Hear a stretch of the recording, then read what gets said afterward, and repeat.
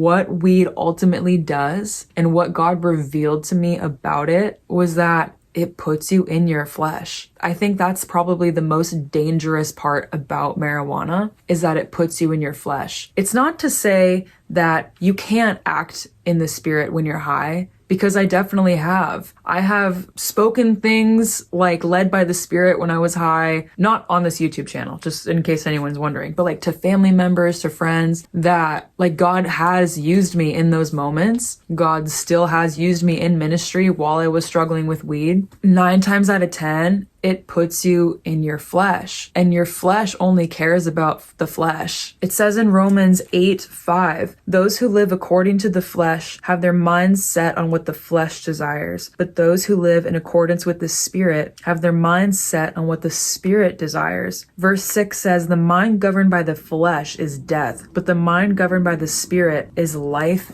and peace. Though weed might feel good at first when you're high, over time, it will pull you away from your purpose. It will pull you away from your calling. It gets in the way of relationships. It's just not God's best. And we can't live out God's calling on our lives if we are constantly in the flesh, and that's what weed does. It puts us in the flesh. It says in Romans 8:13 and 14, for if you live according to the flesh, you will die. But if by the Spirit you put to death the misdeeds of the body, you will live. For those who are led by the Spirit of God are the children of God. So we have an obligation to live according to the Spirit and not by the flesh. We have an obligation to pick up our cross and follow Him daily and to deny ourselves.